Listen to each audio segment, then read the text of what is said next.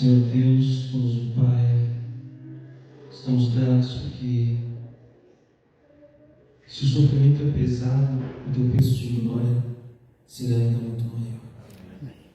Iremos ouvir a palavra de Deus esta manhã, cada um aqui veio para ouvir a tua palavra, que eles possam ouvir essa palavra possa ser edificadora na vida de cada um, que o teu Santo Espírito possa falar no nosso coração esta manhã. Em nome de Jesus.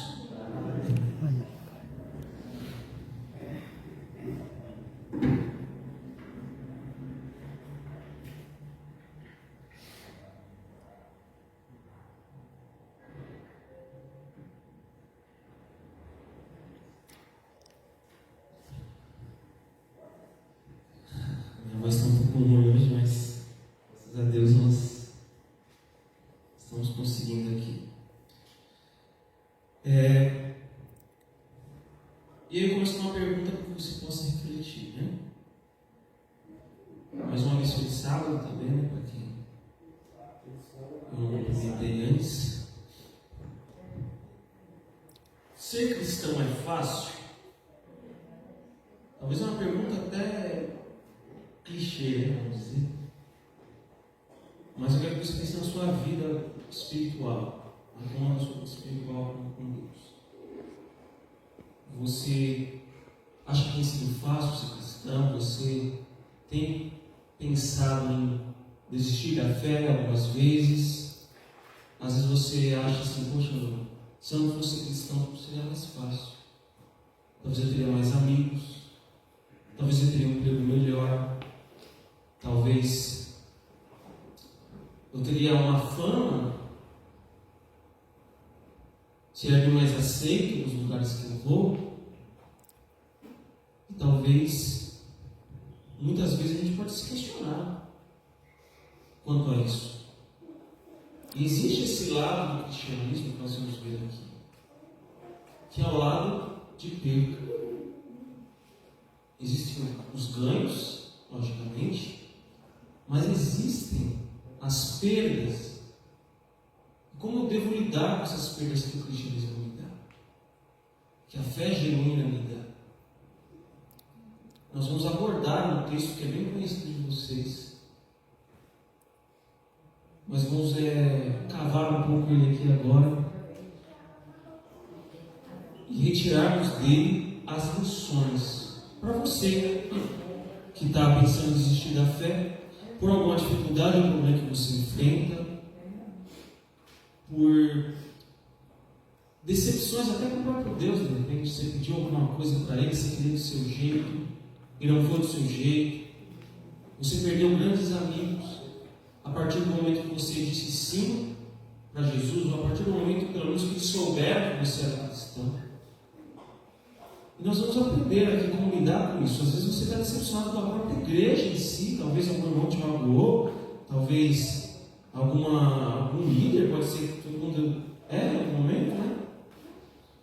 Mas aqui nós vamos tratar um pouco do princípio que vai servir para você em todos esses momentos aí. E vamos abrir a palavra de Deus em Lucas capítulo 13, verso 22 a 30.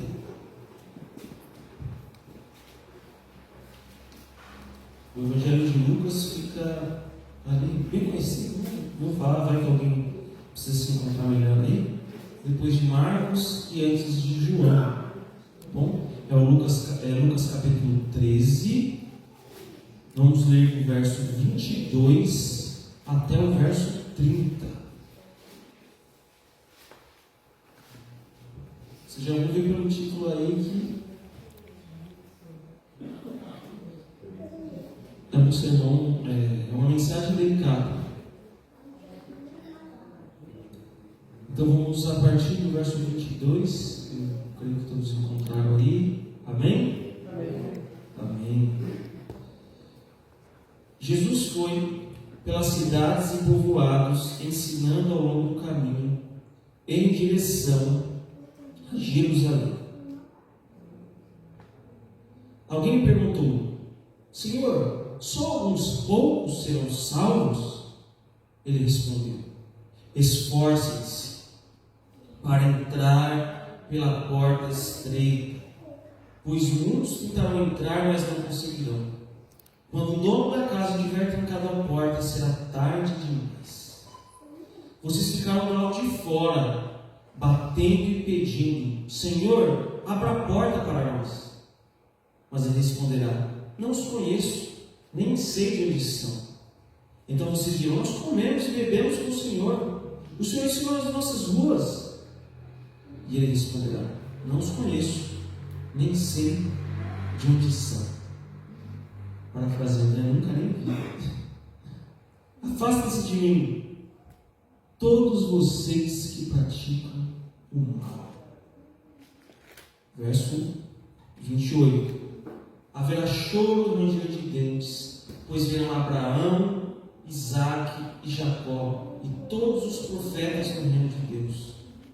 Mas vocês todos serão lançados fora, e virão pessoas de toda a parte do leste e do oeste, do norte e do sul, para ocupar os seus lugares à mesa no reino de Deus.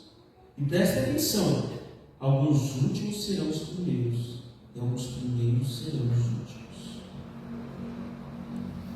Então, analisando esse texto aqui, como o texto ele começa, né? Primeiro, o texto ele começa falando sobre a atividade que Jesus estava exercendo naquele momento, né? Ele foi pelas cidades e povoados, ensinando ao longo do caminho em direção a Jerusalém. Jerusalém seria o lugar onde Jesus morreria. E aqui Jesus toca num tema muito complicado, que é o tema do caminho para a salvação. E aí começa com uma pergunta: Senhor, só alguns poucos serão salvos? Mas por que essa pergunta? Qual era o pensamento por trás daquela época que foi escrito esse texto? O pensamento predominante na mentalidade dos judeus é que a salvação era só para eles. Eles iam ter o Messias, então quem era judeu poderia ser salvo, embora até dentro do judaísmo tinha os grupos aí dos pobres, das meninas que eram discriminados, né? Pelos próprios líderes religiosos. Mas gentil não tinha nenhum desses.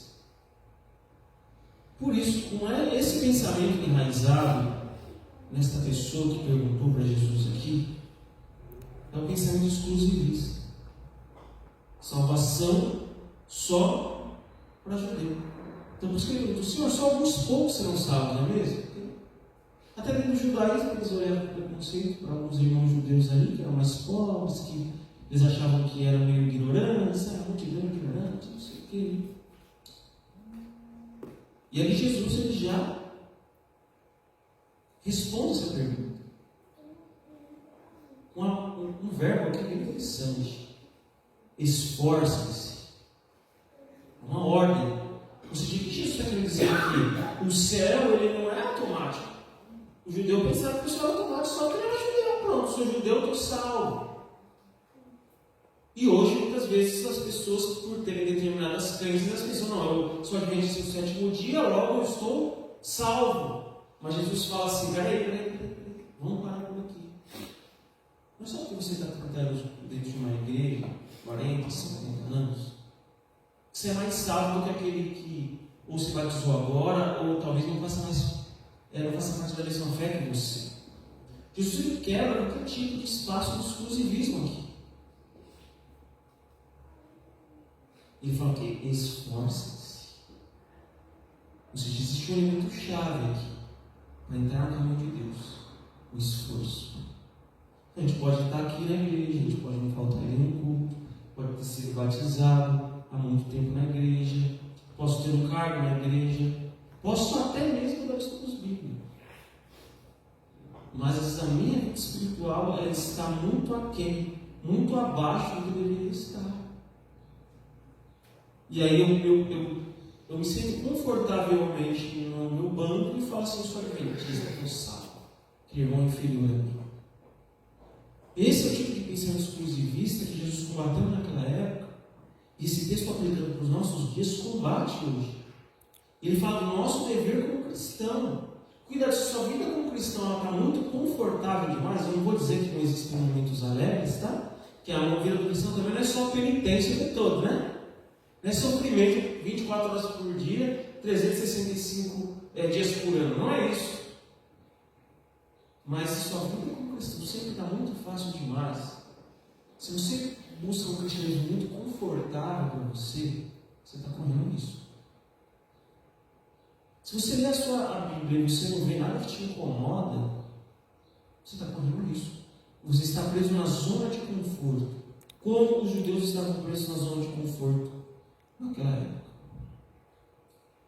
Então aqui diz assim: esforça-se, né? E eu gosto muito do significado das palavras, né? A Bíblia ela foi escrita em uma linguagem original, e muitas vezes no processo de tradução do texto bíblico se perde algumas coisas. Que quando a gente olha para o texto original, a gente vê que, nossa, isso é muito profundo. É quando você vai, você pega uma coisa saudável, um legume, você faz tanta coisa com ele, cozinha, frito, não sei o que, e perde todas as vitaminas, né? E às vezes no processo de tradução do texto bíblico, às vezes se perde um pouco, não? Isso não compromete a Bíblia e a sua verdade, de forma alguma. Mas às vezes no processo de tradução, a língua portuguesa ela é diferente da língua original. E aqui a palavra esforça-se, ela no original grego está agonizomai. A palavra agonizomai do grego, ela já faz você lembrar de alguma palavra. Faz você lembrar? Agonizar, agonia. E exatamente isso. Essa palavra ela significa agonia. Ou seja, nós cristãos precisamos agonizar muitas vezes. Agonizar como? Agonizar enfrentando as perseguições que nos fazem por ser cristãos, mas também agonizar principalmente na nossa luta contra a nossa carne, porque nós temos pecados que muitas vezes nós estamos lutando contra e a gente está confortável no pecado, a gente não está agonizando. Sabe quando a pessoa vai para a academia lá e tem que levantar o peso para ganhar músculo? Ela agoniza, ela sua, é desconfortável. Mas tem gente que fala: só salvo pela graça mesmo, e tal, não sei o quê. Deixa esse pecado aqui, e Jesus dá um jeito depois. Mas existe justamente esse esforço que a gratidão pela graça de Cristo requer de nós. Somos salvos pela graça, mas em resposta a essa graça, temos uma luta E essa luta não é contra a carne e o sangue. Essa luta é contra o diabo, as suas estratégias e a nossa carne que ama o pecado. Então, em algum momento, você vai ter agonia, porque você fala, eu tenho esse erro aqui, eu preciso vencer isso aqui. E isso é agonia, porque eu gosto do pecado. Eu gosto do erro. De início parece gostoso, mas depois você vai ver que o gosto não é muito bem aquilo que você pensava. A palavra também esforça-se, agonizomai. A palavra agonizomai, ela também é usada quando se retrata em combate. Quando fala de combates, de guerra, ou seja, você tem que guerrear. No céu não vai entrar gente que não guerreia. E a maior guerra que eu enfrentar é contra eu mesmo. Todos os dias, a minha carne está dando, o diabo, através da minha carne ali, está dando sugestão para eu cometer algum tipo de pecado. O nosso ponto fraco. E a gente vai lá e cai. A fé, ela custa amigos, ela custa familiares, ela custa likes nas redes sociais, ela custa seguidores, ela custa perda de dinheiro e ela custa prazeres momentâneos.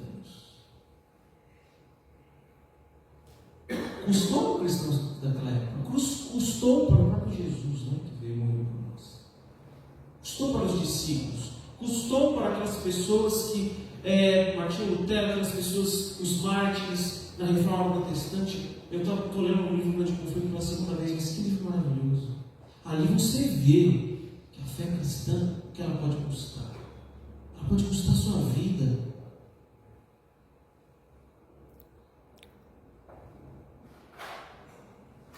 Tem uma comparação muito interessante sobre o caminho cristão. Quer dizer assim, que o compara a um atalho de uma montanha que sobe para um pico. Então, o pico que eu mais conheço é o pico do Jaraguá. Um pouco longe daqui já, Talvez você já deve conhecer. Nem foi difícil, mas deve ter ido lá também. E eu vi a comparação com o Monte Everest. Eu estava vendo uma notícia essa semana, se não me engano, de pessoas que, apesar das mortes que acontecem aí no Monte Everest toda vez, tem as pessoas que gostam de escalar, gostam do perigoso. E aqui, a fé cristã, o caminho cristão, ele é uma montanha, ele é uma subida. E quando nós vamos alcançar esse pico? O pico, ele será alcançado quando Jesus voltar, porque é quando seremos transformados completamente. Mas Jesus, ele nos quer ver como? Subindo. Então, na caminhada cristã, alguns acreditam nisso, que é possível alcançar a perfeição nessa vida. Isso não é Bíblia. Isso não tem amparo nas Sagradas Escrituras. Mas o que acontece é que nós precisamos estar subindo. A gente não pode parar e a gente não pode voltar para trás. A gente para quando a gente está estagnado na nossa vida espiritual e a gente está aí, morno, A gente volta para trás quando a gente desiste da fé. Quando a gente volta a praticar coisas que a gente aprendeu a fazer errado. A gente sai do mundo, tem gente que nasceu na igreja, mas quem nasceu na igreja também tem suas lutas. E a gente regride para trás. É isso que Jesus não quer. Jesus ele quer que você não chegou no pico, não vai chegar. Mas ele está vendo você subir. Ele está vendo você se esforçar. Ele vai julgar cada um conforme cada um pode dar. Ele sabe. Ele sabe que cada um pode dar. Ele sabe se você está fazendo o corpo mole ou não. Ele sabe. Coisa que eu talvez não vou poder observar em você. Porque eu sou um ser humano. Eu não conheço o seu coração.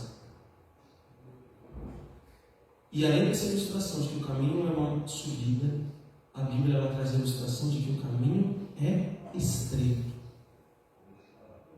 O caminho envolve perda,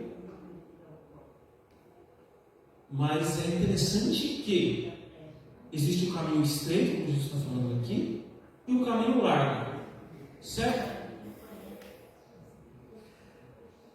Qual envolve perda?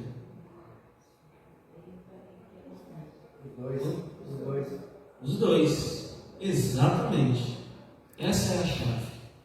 Então, olha que coisa interessante. Você precisa escolher esta manhã entre perda e perda. entre duas perdas.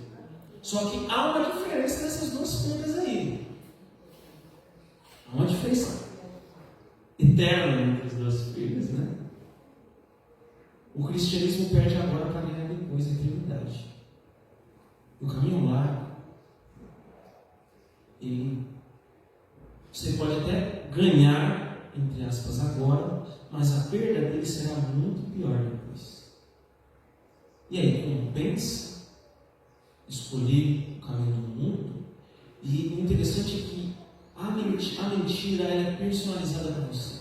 Ela é igual quando você vai numa loja escolher uma roupa aqui. O terno, quanto mais ajustado, é melhor, né? E lá na loja, com certeza você vai poder achar uma roupa personalizada que cabe certinho no seu corpo. Mesmo que a variação de medidas, né? De pesos e tal, etc. E você percebe que há tantos caminhos, há tantas formas de você estar no erro. Tantas formas, é um caminho largo. Você pode errar sendo um ateu. Você pode errar estando numa igreja que prega coisas contra a verdade bíblica. Você pode errar estando dentro da igreja que prega as coisas certas, mas não vivendo da forma certa. Olha quantas formas que você tem de errar. Por isso que é caminho largo. O inimigo, o diabo, ele preparou um pecado personalizado para você. Ele sabe onde é, então ele faz aquilo para você. E tem igreja que quer se adequar ao público, né? Tipo, vamos falar umas coisas aqui no púlpito agradáveis, né? Vamos falar que toda forma de amor é possível e outras coisas. Por quê?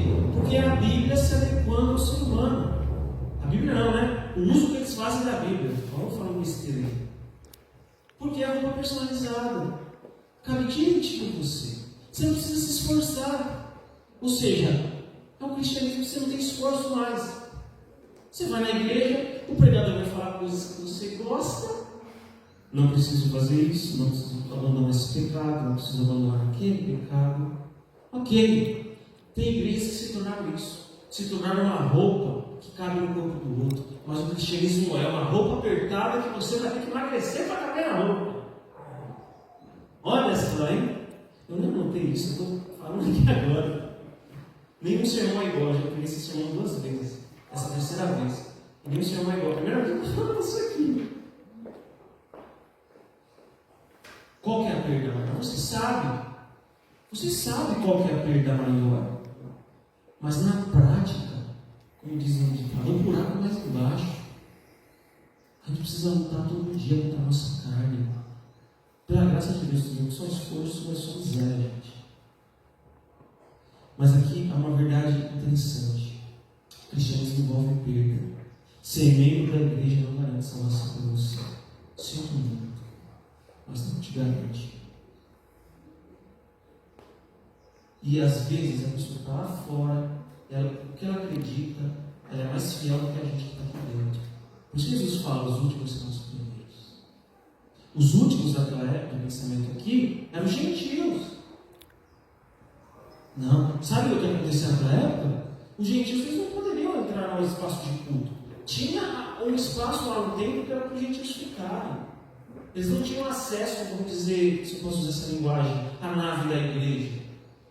Isso é exclusivismo. Tanto que foi o maior escândalo para os judeus. O apóstolo Paulo ia pregar para os gentios. Pedro ia pregar para os gentios. Pedro ia lá visitar Cornélio. Tamanho era o exclusivismo. A gente tem que tomar cuidado quando a gente olha as pessoas da outra denominação. Toma muito cuidado. É claro, a gente precisa alertar sobre os equívocos.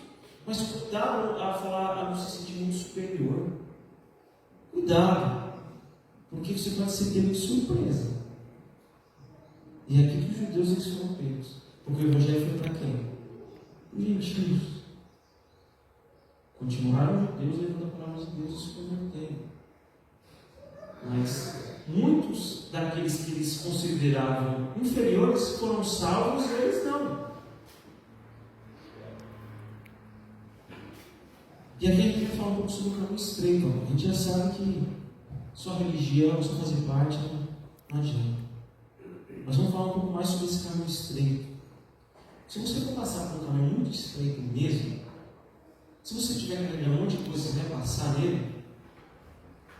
Vai passar? É cheio de bagagem, tá meio estreito. Mais estreito que eu engordei um pouquinho. Mais estreito.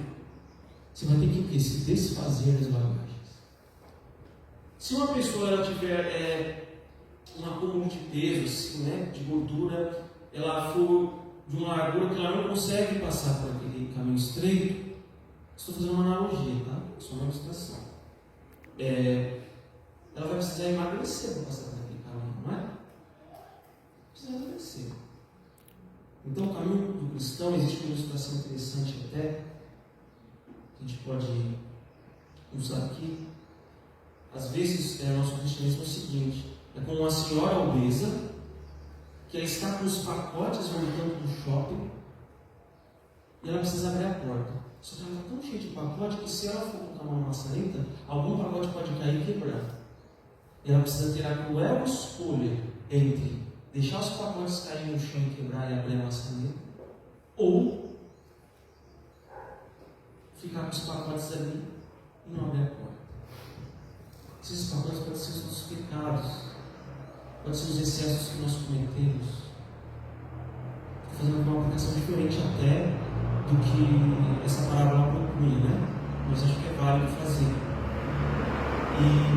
E aí você fica ali. E como nós estamos ficando? A gente fica ali suando aqueles pacotes, e aí o tranco da porta está ali.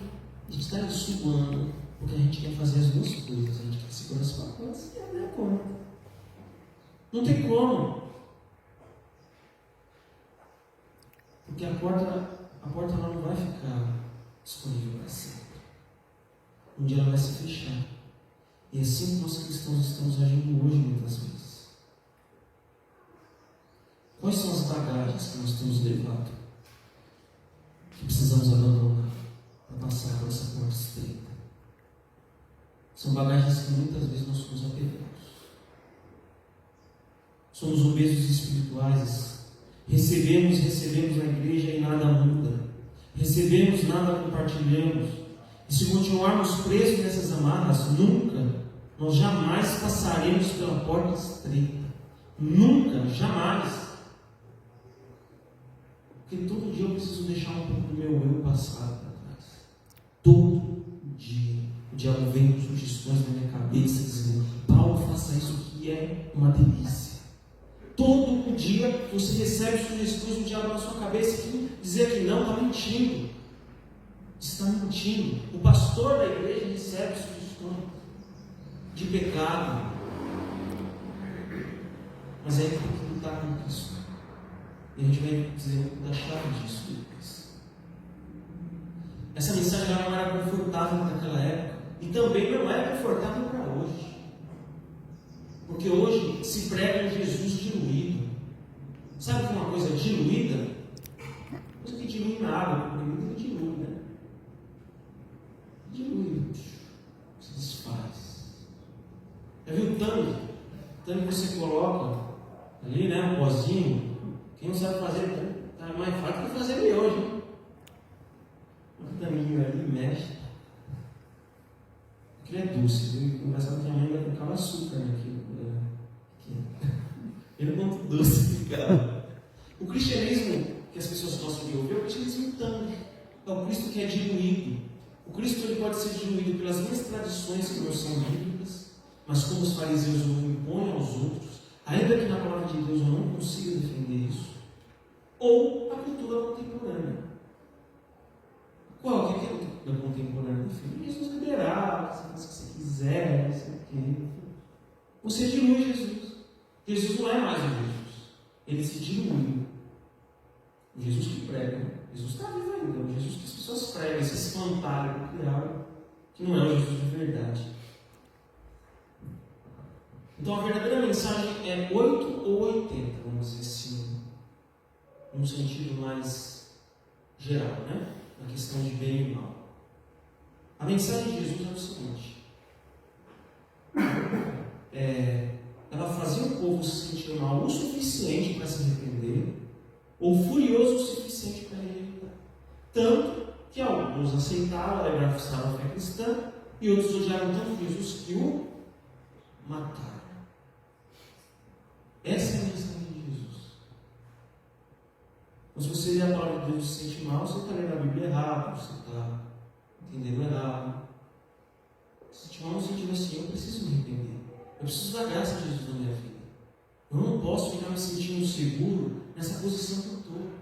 Eu não posso permitir que um sentimento de superioridade atinja o meu coração. Porque é isso que me faz cair muitas vezes.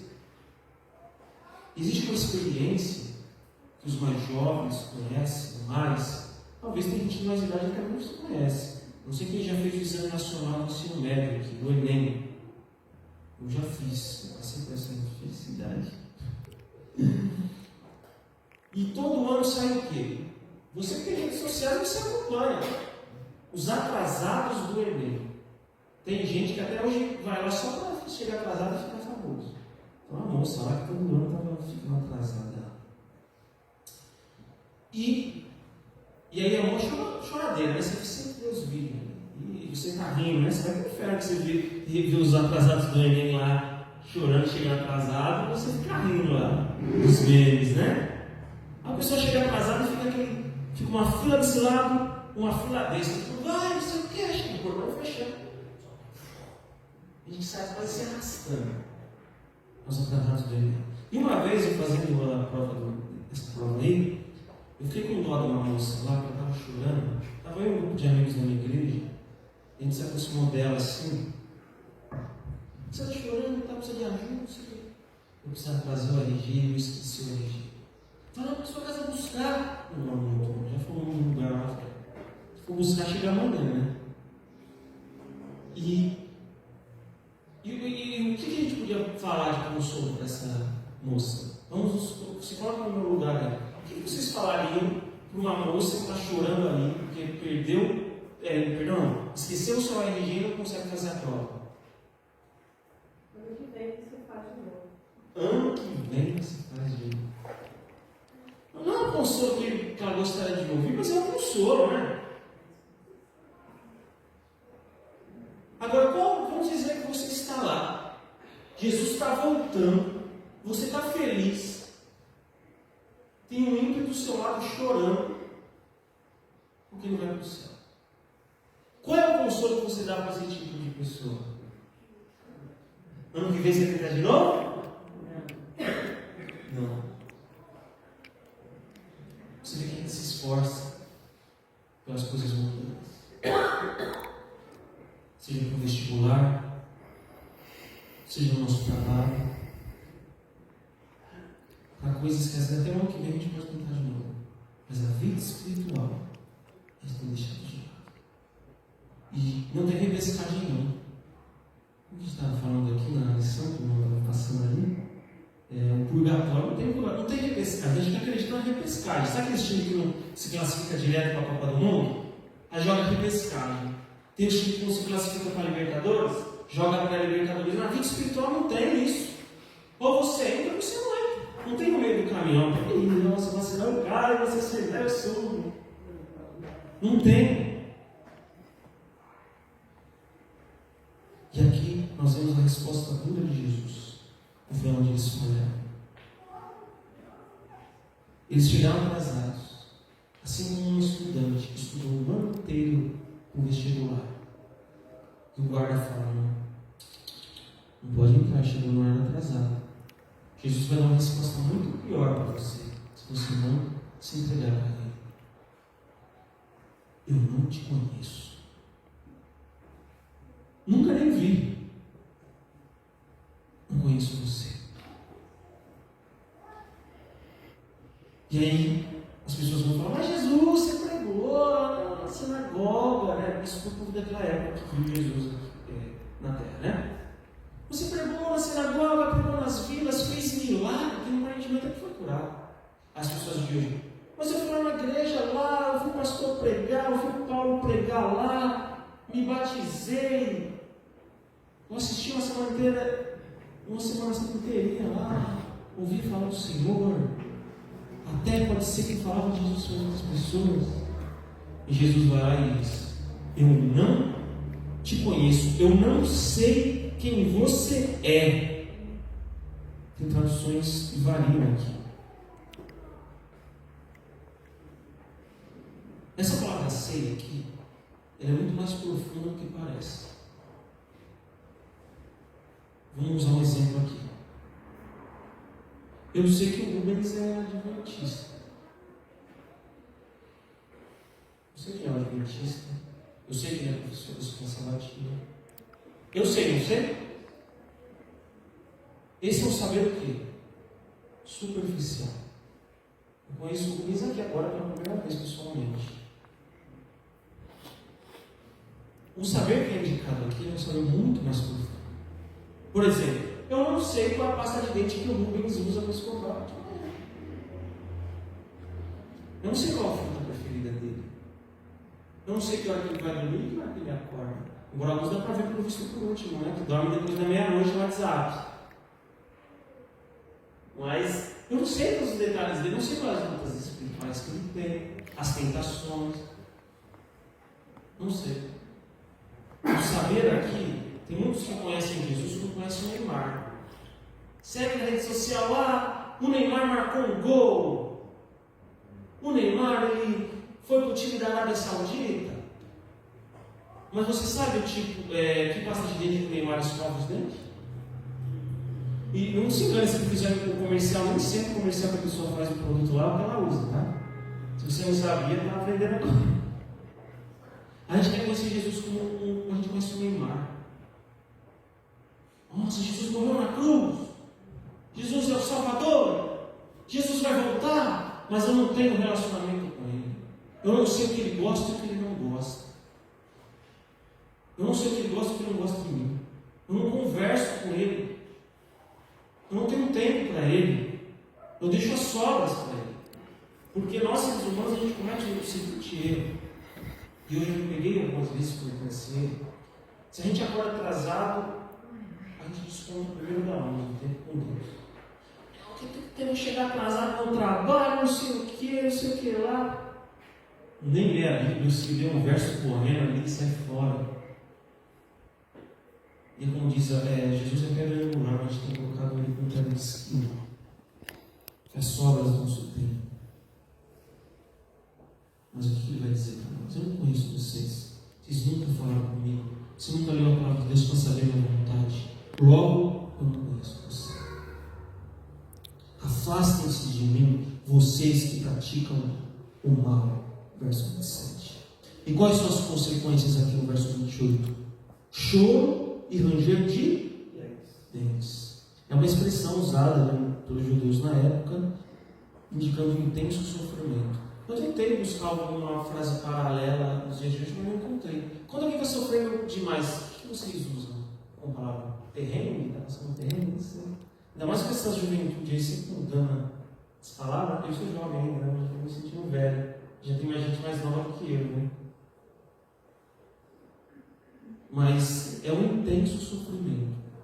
Lá na cultura hebraica, se uma pessoa está passando por um intenso sofrimento, é usado em estar no choro e ranger de dentes.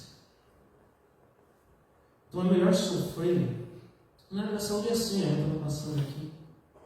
Na área da saúde não é assim, ou você sofre para se adaptar agora a uma alimentação melhor, né? Para você ter mais vida, mais qualidade de vida e tal. Ou você vai sofrer o quê? Na cama de uma UTI depois. A vida espiritual não é diferente.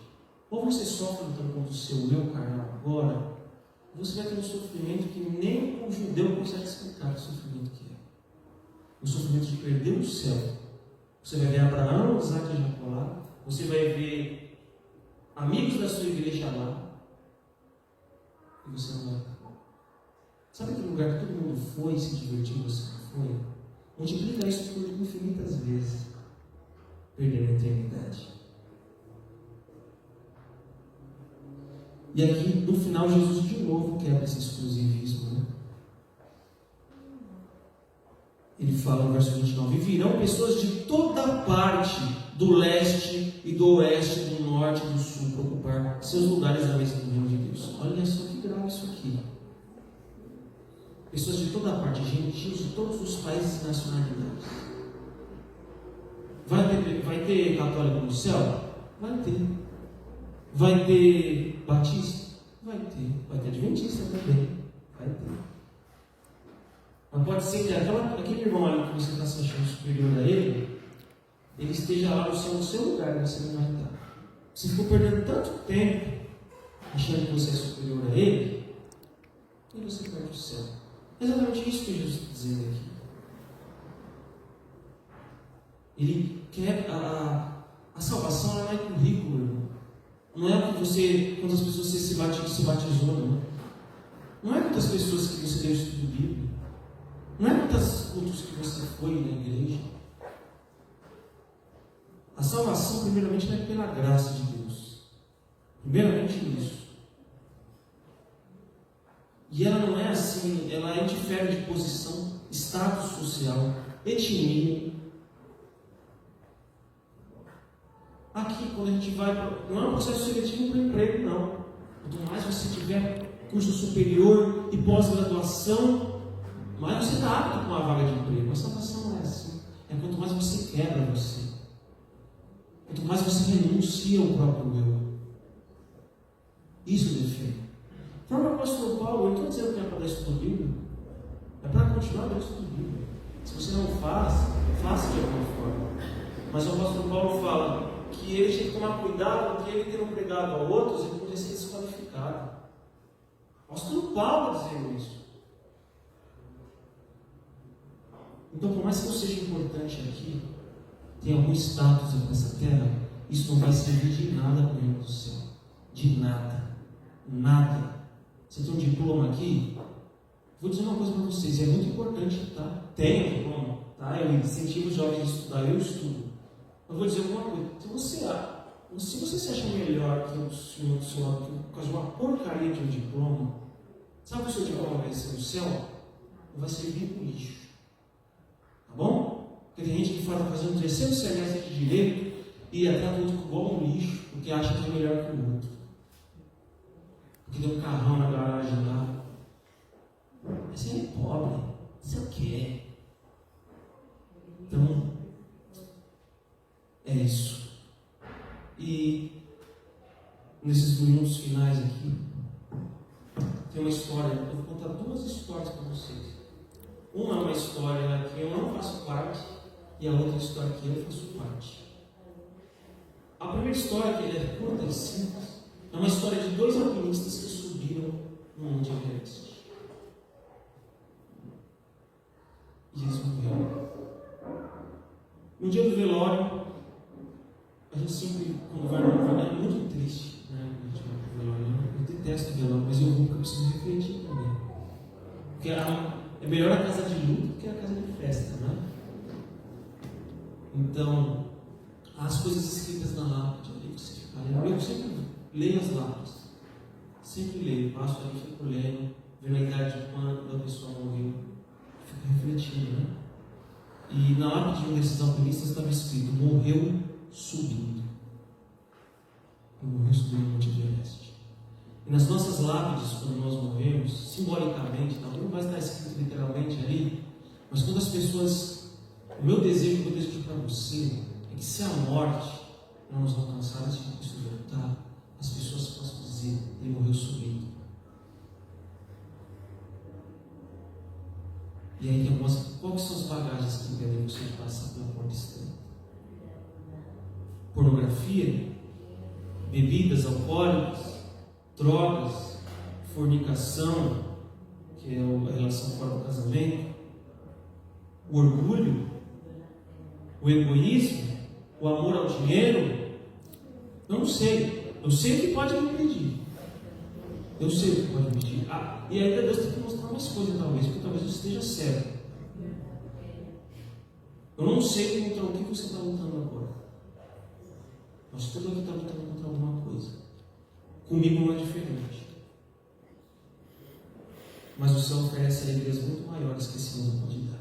Aquele momento de prazer que você tem, os 5 minutos que você tem após ter uma relação, não, são segundos de prazer após ter uma relação indevida fora do casamento, nem se compara, é lixo perante o prazer que a eternidade vai te dar. Aquele prazer que você tem ao aspirar aquela droga que te leva para um outro patamar, o dinheiro. E o dinheiro é bom, você ganha dinheiro, dá aquela dopamina. Mas o prazer que o dinheiro não dá, que o dinheiro dá, ele é lixo perante o prazer que o reino do céu tem para oferecer. E para a gente saber que a vida cristã não é fácil, talvez assim, se a gente for trazer uma alma aqui para contar um testemunho, todos têm dificuldades aqui. Eu tive uma dificuldade para arrumar um emprego, porque a maioria das vagas elas vão de sábado e a gente não vai. E aí a conta vencendo, a fatura do cartão de crédito jogando para frente e o emprego não vem. Eu não vou mentir para os irmãos. O diabo não tentou em alguns momentos, agora não tanto, tá? Mas em alguns momentos eu vou dizer, meu, trabalhar de sábado, né? Pode parecer um pouco um escândalo, né? Para o adventista pensar assim, né? Quando a gente está fraco, a gente tem cada pensamento doido na nossa cabeça. E a gente fica pensando, nossa, que o guarda domingo tem a vida mais fácil, né? Eu demorei tanto, né? Eu passei por injustiça no lugar que eu trabalhei, fui mandado embora injustamente. Fiquei 2 anos desempregado, fazendo bico aqui, vendendo coisa ali, lá, vivendo 10 anos de trabalho. E aí ele me mandou uma mensagem uma vez dizendo assim, ó, tem esse concurso aqui, você não está tentando fazer e tal. Fiz o concurso. Até aí nenhuma dificuldade, tá? Passei na prova. E aí começou os negócios a complicar. Em primeiro lugar, porque eu não estava na classificação geral. Tinha que estar o nome de todo mundo que fez a prova, meu nome não estava. Eu tive que mandar um e-mail, recorrendo, dizendo meu nome estava lá. E aí fui lá e demorou 2 dias, aí eles consertaram o negócio. Depois os caras me colocaram como cota racial. Os caras colocaram que eu sou negro ou indígena. E vocês olhando aqui para mim, eu não tenho nenhum problema com isso, mas eu sou, né? Fazer o quê? Eu vou ter cota racial se eu não. Né? É um debate essa cota racial, que a gente não vai entrar agora, né? Mas eu falei, meu Deus, agora o pessoal vai me acusar de fraude. Porque é crime você falar que tem uma etnia ali, né? Para ter cota racial. Eu mandei e falei, corrija isso aí, por favor, eu sou honesto, não precisa disso não. Eu fiquei com medo, falei, meu, aí a polícia estava esperando lá, a secretária digitou errado, para passar meu nome, eu vou ser preso agora, pronto. Essa não foi a maior dificuldade, mas foi sangrento o negócio. Depois, aí começou a estreitar mais ainda o negócio. Porque até aí não foi muito de fé, né? Foi algo mais ali do momento, né? Do relaxo das pessoas. E aí, eu cheguei no negócio de fazer entrevista. Num lugar lá, pegar os documentos lá, fazer entrevista, fazer a consulta médica. E as pessoas do lado estavam comentando assim, olha, eles vão perguntar se você tem algum problema de saúde. Eu vou dizer que não. Eu vou dizer que não, cara, saudável e tal. E inclusive teve irmãos da igreja que falaram que eu fui ingênuo, não fui ingênuo, não sabia o que eu estava fazendo.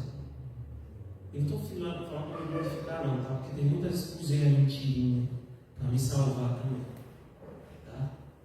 E eu cheguei esperando ali, e eu pensei assim, Senhor, vou falar a verdade. Porque se isso for teu, tem que ser pela verdade e não pela mentira. Porque o que vem do Senhor, ele não é guiado por princípios tortos, irmãos. Não é. Eu falei, Senhor, eu já menti, o Senhor sabe que eu já menti muito. Mentirinhas pequenas. Mas hoje eu quero fazer diferente. Porque se essa vaga for tua, eu vou dizer a verdade. E o mais engraçado é que alguns próximos dizendo, ó, você não devia ter feito isso aí, não, você devia ter mentido. Você acredita que teve gente da igreja que disse isso para mim? Aí eu conversei com um grande amigo que eu tenho nas redes sociais, né? Tem um canal, inclusive, no YouTube, Davi Caldas. E eu mandei um áudio para ele porque eu fiquei no momento de fraqueza. Falei, a Bíblia está dizendo que não é para mentir. Só que tanta gente está dizendo que a gente fica, porque a maioria, a gente fica meio balançado na maioria, não da igreja. E aí ele falou assim, olha Paulo, às vezes as pessoas querem dar um jeitinho para Deus. Deus fala, faz assim, e a pessoa faz assim. Ele citou um exemplo para mim na história de Abraão, né? E Sara com Agar lá. O plano de Deus era o filho da promessa. O que Abraão fez? Deu um jeitinho lá. Um jeitinho brasileiro. Dentro da promessa. Teve um cara, aí depois quando ele estava falando isso para mim, me veio outra lembrança da história. De quando Abraão ele foi fraco na fé e disse que Sara era a sua irmã. Ele não teve fé em Deus. Infelizmente, mentira se tornou um pecado socialmente aceitável hoje. Mas eu falei a verdade. Aí você foi muito recompensado por ter dito a verdade, né? Você fala, você vai ver que no seu psiquiatra eu trato depressão, tá? Só para atualizar os irmãos, não tenho vergonha disso. Não tenho vergonha disso. Eu faço tratamento por depressão. Se vocês olham, pode ser que não pareça, mas eu faço esse tipo de tratamento. As pessoas não têm vergonha de falar que trata outros problemas de saúde do corpo. Não tem vergonha de ir na academia, não tem vergonha de fazer terapia.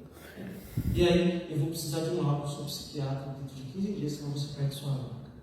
Falei, se esse psiquiatra me achar louco demais, não queria me dar o laudo, vou perder a vaga. E alguns momentos eu falei, será que eu cometi burrice? Eu estou dizendo para mim que eu fui ingênuo, que eu fui burro, que eu não devia ter feito isso.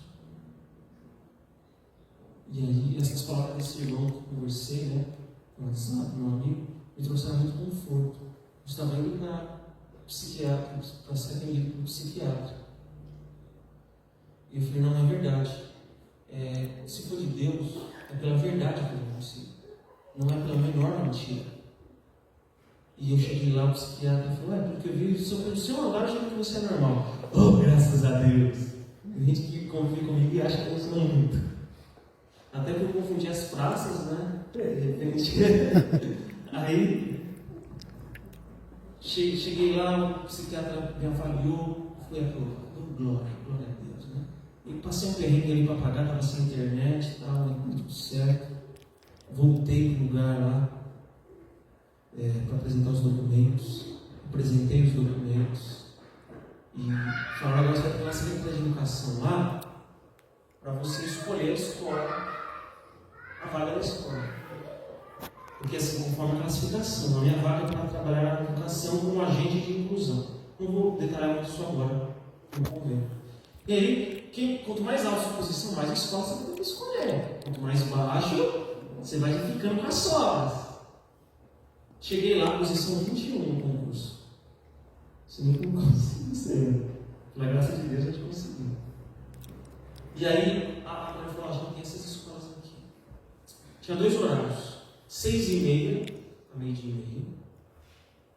Meio-dia às 18 horas. Eu não estava conseguindo achar nenhuma escola na hora da manhã. Nenhuma. Eu estava reclamando no horário da tarde por causa do pôr do sol. Poxa, 18 horas, mano. Eu vou tentar escolher o horário da manhã para nem ter esse conflito. Eu falei, então, mas as escolas, eu moro em Pirituba, a vaga é de Itapevi. Você precisa de uma escola perto da estação, Paulo, senão você não vai chegar a tempo. Se você for querer de manhã. Mas não tinha escola de manhã. Não tinha. Aí eu falei, não, vou ter que falar. Vou falar agora. Eu falei, então, por que eu não quero a vaga da tarde? Porque eu guardo sábado. Eu guardo sábado. Conforme a minha crença, a religião que eu sigo, a Bíblia, eu guardo sábado. Então, o horário do pôr do sol, ele varia. Tem vezes que eu não vou ter problema em sair às 6 e o pôr do sol vem às 6h15. Mas se eu puder 5h30, eu vou ter essa liberdade de sair mais cedo? E aí ela pensou assim, pensa, eu acabei de ser desempregada. As faturas do cartão só jogando para frente. O aluguel ali já é na Cruz das Almas lá. E a mulher falou, deixa eu ver seu caso. Eles poderem bater na mesa lá. Eu falei, meu Deus, só faltava essa. Só faltava essa. Eu fiquei esbravejando, quis dar uma lista para preencher os documentos tudo de novo. Eu já preenchi a mesma lista 2 vezes. Eu falei, preciso preencher a terceira. Eu não estou com os documentos aqui, já apresentei outra vez. Preenchi. Eu já fiquei esbravejando com isso. Eu não sou falta mais. Né? Eu preciso desse trabalho, Senhor, mas se eu a tua vontade, eu não preciso, estou no aperto aqui. Aí eu cheguei lá. A mulher me chamou, Paulo. Cheguei lá, a mulher falou, é o seguinte, eu fiquei sabendo da sua questão do sábado, né? A questão do seu horário. Eu vou ligar para a diretora agora para ver se ela libera você. Para na sexta você fazer das 11 às 17. Os outros dias você faz das meio-dia às 6, às 18. E aí ela ligou para a diretora, e a diretora falou, não tem problema não, ela só pediu para levar a carta da igreja, né? Eu, glória. Não foi difícil, né? Eu contei algumas coisas aqui que você vê como estava difícil. E Deus ele foi fiel. O meu amigo me falou assim: Paulo, se essa vaga fosse sua, você fez o que é certo. Você disse a verdade. Porque quando é para ser de Deus, você não precisa ficar dando ajudinha e mãozinha para Deus. Ele vai dirigir, você precisa fazer o que é certo. E eu falei: graças a Deus. E esse é o caminho estreito que a gente tem que passar. Eu vou dizer uma coisa para você: dessa vez deu certo, mas teve outras vezes que eu perdi a oportunidade de emprego. Por quê? Nem sempre você seguir o caminho estreito, você vai receber um troféuzinho no final ali, imediato, né? Ali. E é assim.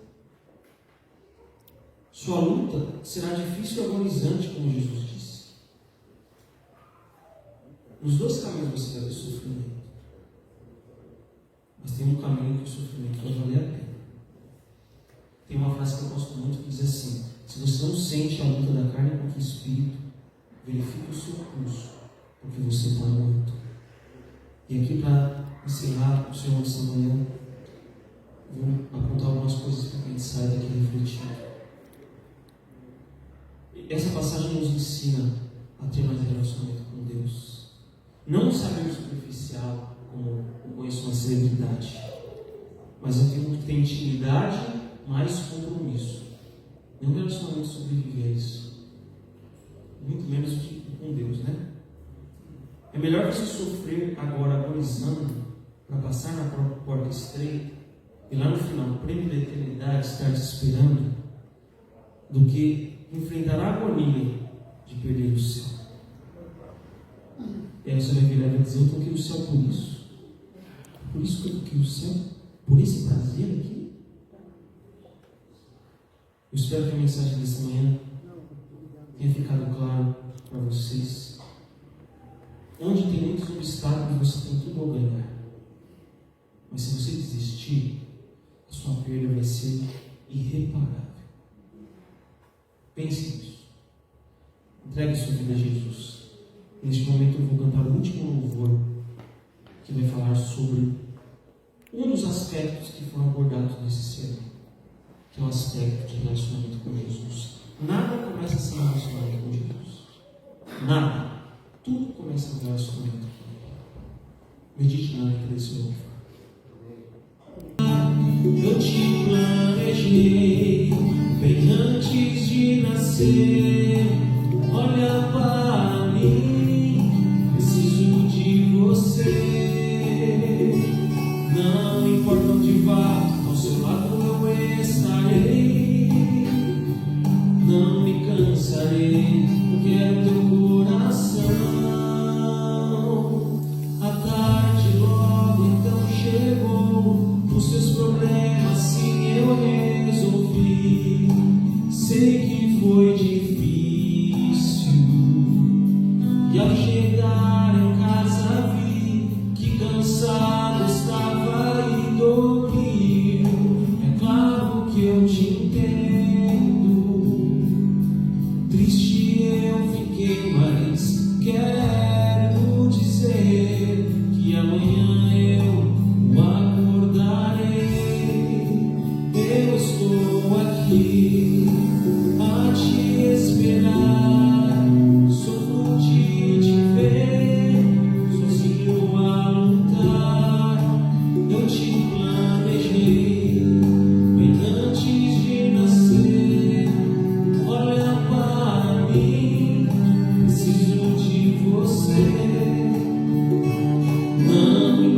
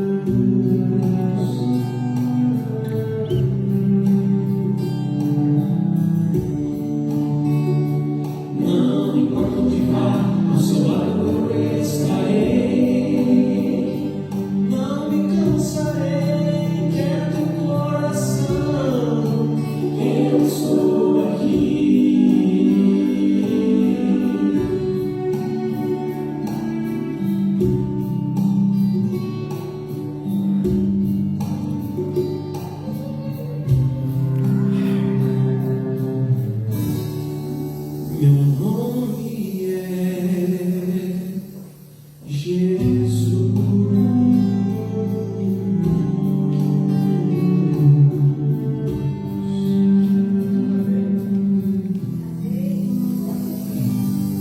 Amém. Convido a igreja a se colocar em pé. E eu vou dizer, resumir o sermão com uma frase só. Vale a pena ser fiel a Deus. Amém.